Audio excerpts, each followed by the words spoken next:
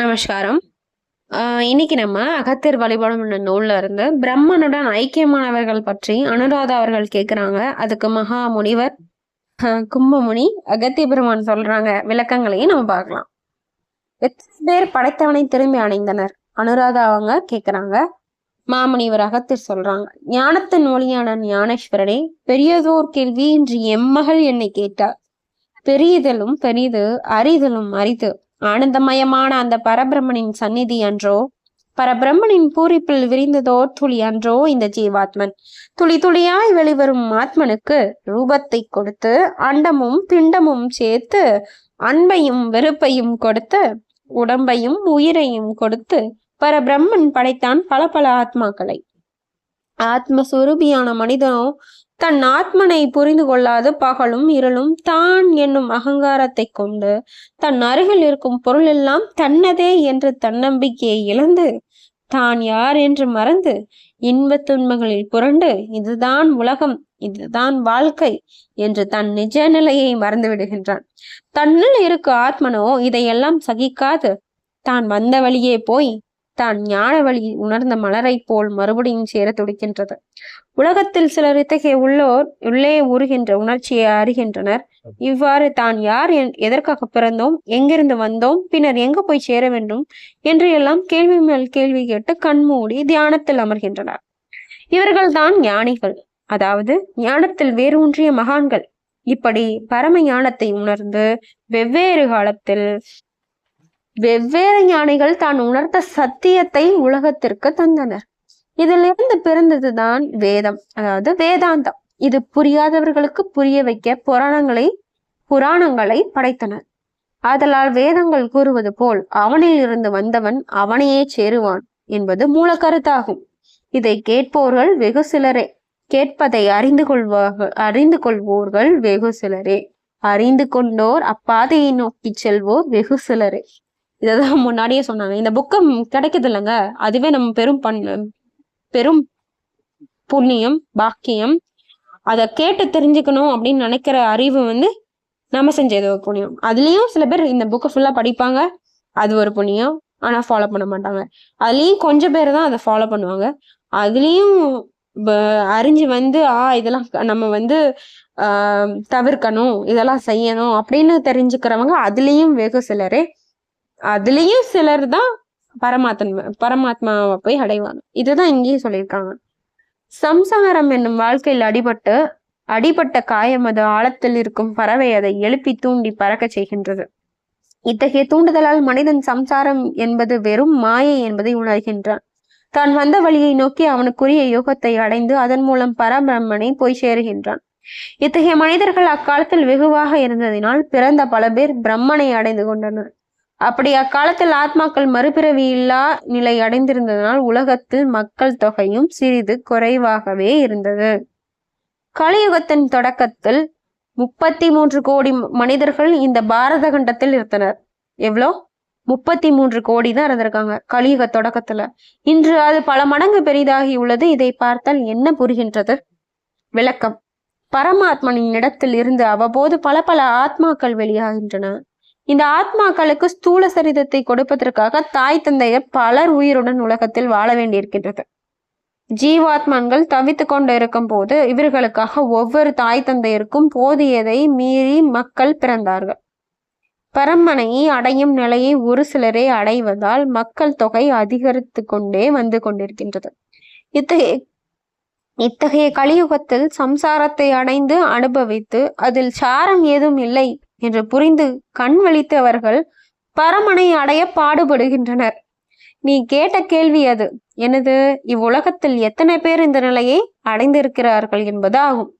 நீ சொன்னபடி அந்த மகாத்மன் ஒருவனே பரமனை அடைந்தான் என்பது ஒரு யோகியின் வழிபாட்டில் சொல்லியிருக்கின்றது. எப்போதும் நீங்கள் ஒன்றை புரிந்து கொள்ள வேண்டும். கண்ணுக்கு தெரியாத ஆராய்ச்சிக்கு அப்பாற்பட்ட விஷயங்கள் எல்லாம் ஒவ்வொருவருக்கு ஒவ்வொரு விதமாக அறிவாகின்றது. நீங்கள் இதை ஆழமாக வைத்துக்கொண்டு இதுதான் சத்தியம் என்று முழுமையாக நம்பக்கூடாது. ஏனென்றால் ஒருவர் அறிந்த சத்தியம் வேறு, ஆனால் முழுமையான சத்தியம் வேறு. திரும்ப வாசிக்கிறேன். நீங்க இதெல்லாம் ஆதாரமா வைத்துக்கொண்டு இதுதான் சத்தியம் என்று முழுமையாக நம்பக்கூடாது. ஒருவர் அறிந்த சத்தியம் வேறு, வேறு ஒருவர் அறிந்த சத்தியம் வேறு. அதாவது முழுமையான சத்தியமும் வேறு. முழுமையான சத்தியம் என்பது பரபிரம்மன் ஒருவனுக்கே தான் தெரியும். நாம் அறிந்து கொண்டிருக்கும் ஞானம் பரஞானம், அப்பர ஞானம், மேற்பட்ட ஞானம், ஏன் பிரம்ம ஞானம், இவையெல்லாம் பரிபூரணமான முழுமையான ஞானமாகாது. உலகத்தில் எப்போதும் ஜனத்தொகை அதிகமாகின்றதோ அதிலிருந்து தெரிகின்றது கணக்கில் பழுத்து போன கணக்கு குறைவு, பெருத்து பெரிதான கணக்கு வேறு. என்ன சொல்றாங்க? யாருக்கும் பரமாத்மா கிட்ட போகணுன்ற இச்சை இல்ல, திசை திரும்பி வேற எங்கேயோ போயிட்டு இருக்கு. இதுதான் வாழ்க்கைன்னு மாயையில அகப்பட்டு கொண்டிருக்கு. இப்படி இருக்க மேலிருந்து இறங்கியவர் அதிகமாகி கொண்டிருக்க மேல் நோக்கி திரும்பி சென்ற வெகு குறைவு. ஆயினும் கணக்குக்கு உள்ளடங்காத எத்தனையோ ஜீவாத்மன்கள் இப்பொழுது காட்டிலும் குகைகளும் மலை சிகரங்களிலும் வெளி உலகத்துக்கு பிடிபடாமல் பிறந்ததிலிருந்தே தவம் செய்து பிறவியை முழுக்கமாக முடித்துக் கொள்கின்றனர். இவர்கள் பற்றிய விவரம் சாதாரண மக்களுக்கு கிடைப்பதில்லை. பாருங்களேன். மற்றும் சிலர் பரமனின் சமீபத்துக்கு சென்று அவன் கட்டளையை ஏற்று உலகத்தில் மறுபடியும் ஜென்மத்தை எடுக்கின்றனர். இப்போது நான் கூறும் சில விஷயங்கள் வெகு மகத்தானது. ஸ்ரீ கிருஷ்ண அவதாரம் எடுத்தார். இவர் விஷ்ணுவின் ரூபம். விஷ்ணுவை சிலர் பரபிரம்மனாகவே கருதுகின்றனர். விஷ்ணு பரபிரம்மன் அல்ல. விஷ்ணு பரபிரம்மன் அல்ல. அவன் பரபிரம்மனால் வெளிப்பட்ட பரபிரம்ம ஸ்வரூபி. ஆதலால் பரபிரம்மன் வேறு, பரபிரம்ம ஸ்வரூபி வேறு. விஷ்ணு அவனிலிருந்து வெளிப்பட்ட சத்திய ரூபமான கிருஷ்ணன் வேறு. இதை நீங்கள் கவனித்தால் என்ன வெளிப்படுகின்றது? ஒரு அர்த்தத்தில் பார்த்தால் விஷ்ணு, கிருஷ்ணன் இவர்கள் எல்லாம் வெளிப்பட்ட ஆத்மாக்கள், நம்மை போல். ஆனால் குணத்தில் மேற்பட்டவர்களாக இருப்பதனால் அவர்களை கடவுள் என்று அழைக்கின்றோம். கடவுளுக்கும் மனிதனுக்கும் இருக்கும் முறைப்பாடு என்னவென்றால், இருவருக்கும் பரமனின் மூலத்திலிருந்து வெளிப்பட்டவரே. கடவுள் என்பவர் அவரும் தன் கர்மங்களை முடித்துவிட்டு பரபிரம்மனில் ஐக்கியம் அடைவார்கள். இந்த அர்த்தத்தில் சொன்னால் 33 கோடிகள் என்று சொல்லும் தேவர்களும் பரபிரம்மனை இன்னும் அடையவில்லை. சில மானிட ஜென்மம் எடுத்த தபசிகளுக்கு கிடைத்த முழுமை தேவர்களுக்கு இன்னும் கிடைக்கவில்லை. ஏனென்றால் அவர்களுக்கெல்லாம் ஒவ்வொரு வேலையை வகுத்திருக்கிறார் பரபிரம்மன். சிருஷ்டிக்கவும் துஷ்டர்களிலிருந்து சிருஷ்டியை காப்பதற்கும் துஷ்ட சம்காரம் செய்து சான்றோரை காப்பதற்கும் கடவுள்கள் எல்லாம் இன்னும் பல காலம் இருக்க வேண்டும். மனிதர்களுக்கு அவர் செய்யும் துஷ்ட கர்மங்களாலும் உயிர் மேல், உடல் மேல், பொருள் மேல் ஆசை அதிகமாக இருப்பதாலும் அவர்கள் அடுத்து ஜென்மங்களை எடுத்து வருகின்றார்கள். இதைதான் ஸ்ரீ சுக்கராச்சாரியார் 4 வரிகளில் சொல்லியிருக்கிறார். இன்னும் சிலர் மனித ஜென்மம் எடுத்து மனித தன்மையை எடுத்து உலகத்திற்கு வழிகாட்ட சுவாமிகள் என்றும் மடாதிபதிகள் என்றும் உழைத்து வருகின்றனர். இவர்களுக்கு தான் கட்டி வரும் சமஸ்தானங்களுக்கும் கோவில்களுக்கும் இருக்கும் பற்றினால் மறுபடியும் பிறக்க வேண்டியிருக்கின்றது. பரம அம்சர் என்னும் நிலையை அடைந்தவர் பலர். இவர் நினைத்திருந்தால் மறு ஜென்மம் இல்லாமல் பரபிரம்மனிடம் போய் ஐக்கியமாகி விட்டிருக்கலாம். இவர்களுக்கு தாம் அடைந்த புனித ஸ்தானத்தை அப்பாவிகளுக்கு கொடுக்க வேண்டும் என்று பெரியதோர் பற்றானது இணைந்து இருப்பதால் அவர்கள் செய்ய வேண்டிய காரியங்கள் ஒரு சில மனிதர்கள் மூலமாக செய்து கொண்டு சிறிது காலம் பரமாத்மனை சேராமல் ஆவி ரூபத்திலேயே இருக்கின்றார்கள். உதாரணமாக பரமஹம்சர்களான ஸ்ரீ ராமகிருஷ்ண யோகானந்தா, ஞான யோகியான விவேகானந்தா, கர்ம யோகியான ராமச்சந்திரா, இவர்கள் எல்லாம் பரமாத்மனை சேரும் சக்தி இருந்தாலும் இவ்வுலகத்தின் நன்மைக்காக இன்னும் உழைத்து வருகின்றனர். இவங்களை பத்தி நம்ம கேள்விப்பட்டிருப்போம் நினைக்கிறேன். ராமகிருஷ்ண பரமஹம்சர், அப்புறம் சுவாமி விவேகானந்தர் அவர்கள், இவங்கெல்லாம் ஒரு நல்ல ஒரு ஆத்மா. அதுவும் இல்லாம விவேகானந்தர் அவர்களுக்கு பரமஹம்ச யோகானந்தர் தன்னோட ஞான அறிவை தன்னோட சீடனான விவேகானந்தர் அவர்களுக்கு எப்படி போதிச்சாங்க அப்படிங்கிற கதையை நீங்க போய் பாருங்க. ரொம்ப பிரமிப்பா இருக்கும், ரொம்ப சந்தோஷமா இருக்கும். அதாவது ஒரு சில பேருக்கே அந்த மாதிரி அற்புதங்கள்னு சொல்லக்கூடாது, அது தப்பு.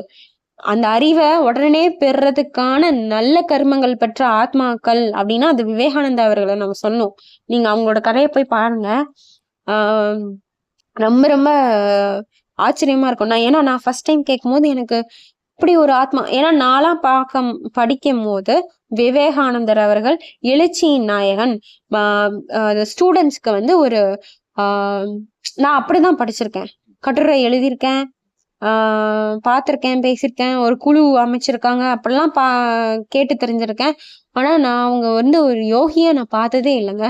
எனக்கு இந்த மாதிரி புக்கு படிக்கும் போதுதான் பரமஹம்ச யோகானந்த ராமகிருஷ்ண அவங்களுக்கு ரொம்ப பயபக்தியான ஒரு சீடர் வந்து இந்த விவேகானந்தர் அவங்களுக்கு எப்படி வந்து பிரபஞ்ச உணர்வு அறிவை வந்து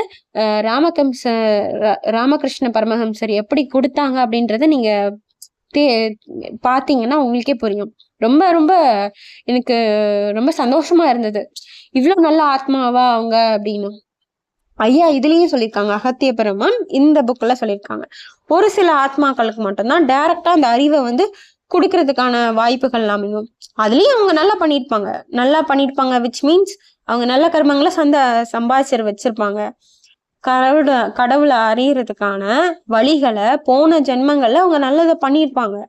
உடனே கிடைக்கிறதுக்கான விஷயங்களை கிடைக்கணும் அப்படின்னு அவங்களுக்கு இருக்குல்லங்க, அதுவும் அவங்க செஞ்ச நல்ல காரியம் தானே அப்படின்னு நான் சொல்ல வரேன். இப்ப நம்மலாம் வந்து ஸ்டெப் பை ஸ்டெப்பா போறோம்ல, அவங்களுக்கு உடனே கிடைச்சிருக்கு சொல்றேன்.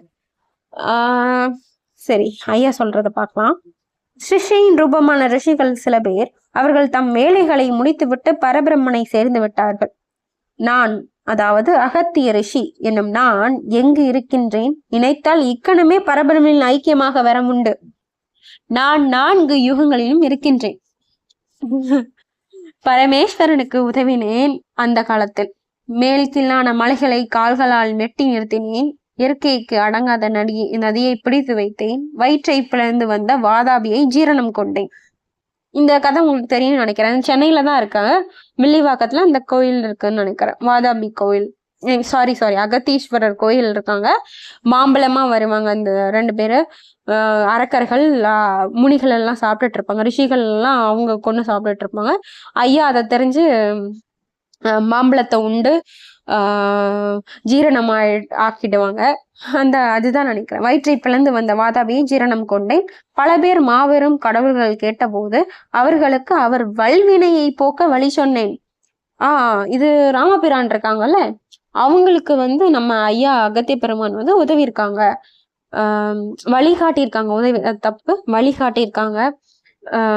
ஆதித்ய ஹிருதயம் சொல்லி கொடுத்து நமஸ்கரிச்சு ராமபிரானுக்கு தன்னோட பட்டாபிஷேகம் பண்றதுக்கு அந்த மாதிரி வழிகள்லாம் அவங்க சொல்லி கொடுத்துருக்காங்க. கலியுகத்திலும் உன்னை போல் உத்தமனை தேர்ந்தெடுத்து உலகத்தின் சீர்திருத்தத்தை முன்மூலமாக செய்ய செயல்படுகின்றேன் என்று உலகம் எல்லாம் உண்மையில் நிழலில் நிற்கின்றதோ அன்று நானும் என்னை போல் பரமகுருக்களும் பரமஹம்சர்களும் பரபிரம்மனை அடைவோம். நீயும் பிறருக்கு உதவ வேண்டும் என்னும் ஒரே ஒரு ஆசையை உன் ஆத்மனுடன் ஒட்டி வைத்து இருந்ததினால் இப்பிறவியை எடுத்திருக்கின்றாய். உனக்கு பரபிரம்மனை அடையும் நிலை வெகு சமீபம். உன் வேலையை முடிந்ததும் உலகத்தில் பற்றியெல்லாம் அடியோடு அகற்றி வீசி எறிந்து என்று வேண்டுமோ அன்று பரமனை சேர்ந்து அடையலாம். நீ போன பின்பும் உன்னை போல் மற்ற சிலரை ஆராய்ந்து அவர்கள் மூலமாக என் வேலையில் நான் ஈடுபட வேண்டும். கடைசியாக நான் சொல்கிறேன், மனித பிறவி கடவுளுக்கும் மேலானது. கடைசியாக நான் சொல்கின்றேன், மனித பிறவி கடவுளுக்கும் மேலானது.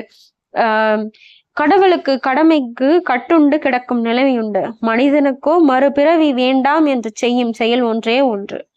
அதுதான் உண்மையான நிர்வாண நிலை. நிர்வாணம் அடையும் முன்பு சந்நியாசியாக வேண்டும். சம்சாரத்தில் இருந்த போதே சந்நியாசத்தை அனுசரிக்க வேண்டும். மகாபாரதத்தின் பகவத்கீதையின் மூலமாக விஸ்வரூபம் என்னும் விளக்கத்தை நீங்கள் எல்லோரும் ஒரு முறை கேட்டோ அல்லது படித்தோ புரிந்து கொள்ளுங்கள். தேவர்கள், அசுரர்கள், மனிதர்கள், மண், பூண்டு, புழு, பாம்பு, பறவை என்று எல்லாம் சொல்லும் அகில ஜீவ நிர்ஜீவ கணங்கள் எல்லாம் அவனில் இருந்து பிறந்து அவனையே பிறகு அடைகின்றது. இது ஆக வேண்டும் என்றால் மகா பிரளயம் என்ற ஒன்று ஆக வேண்டும். அப்போதுதான் அகில அண்டமும் அண்டத்தில் இருக்கும் எல்லா ரூபங்களும் பரபிரம்மனில் ஐக்கியமாகும்.